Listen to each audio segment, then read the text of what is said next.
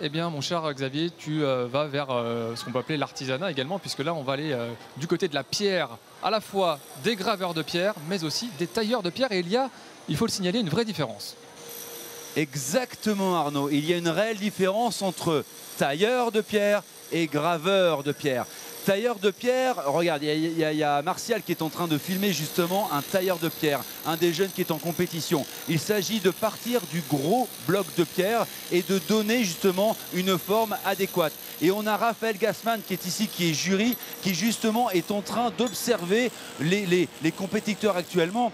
Ils ont un bloc de pierre, je ne sais même pas ce que c'est comme pierre, et puis ils doivent le tailler. Raconte-moi un peu quel est le but de cette compétition ici de tailleur de pierre. Ils doivent faire plusieurs moulures pour savoir, justement, c'est un peu des moulures de base que tout le monde, qu'ils devraient tous connaître et voir lequel est le meilleur, quoi.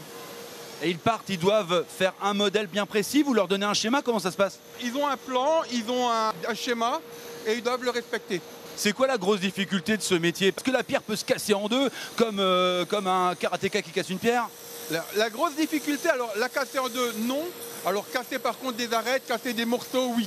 Hein, ils peuvent très bien casser un coin, faire des épaucures et pas réussir à respecter finalement la pièce, quoi. Alors, on sait que c'est un métier qui est très ancien, ancestral, mais aujourd'hui, il y a la technologie qui prend le pas justement, pas qui prend le pas, parce qu'il y a encore l'œil, il y a encore le doigt, le savoir-faire, mais il est aidé par des techniques et une technicité du matériel d'aujourd'hui. Alors oui, aujourd'hui on a des marteaux pneumatiques, on ne taille plus à la main au marteau burin, moins, mais par contre on a même de la commande numérique qui peut nous dégrossir les pièces totalement, quoi. Alors ça justement c'est un très très beau métier et surtout faut pas se louper. Alors le principe du jeu, faut pas se tromper, faut tailler nickel et puis après faire quelque chose de beau. Il faut que ça soit beau esthétiquement, il faut que ça soit le plus proche des codes possible et qu'il y ait le moins d'éclat possible. Alors, juste une dernière question. C'est vrai que tailleur de pierre, c'est un métier qu'on avait un petit peu oublié. Et puis, il y a eu le malheur de Notre-Dame de Paris. Forcément, c'est un métier qui est revenu en avant et les Français ont redécouvert ce métier.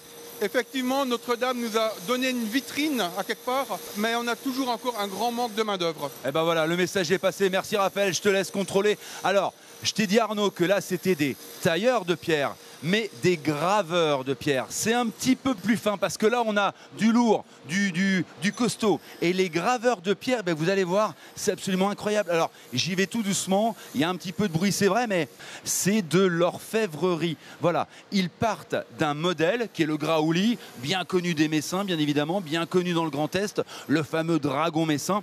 Et puis le but du jeu, c'est de reproduire ce modèle sur une pierre. Et regardez, les compétiteurs, alors je ne vais pas les déranger trop longtemps, mais les compétiteurs s'y sont mis ce matin. Et là, quand on dit qu'il ne faut pas se tromper, il ne faut pas se tromper. Moi, un truc comme ça, je le casse en deux. Voilà, donc là, c'est pas possible. Voilà, les graveurs de pierre sont là, la concentration est absolument ultime. Et c'est tout simplement magnifique. Quand je vous dis que c'est de l'orfèvrerie, Arnaud, c'est de l'orfèvrerie, hein.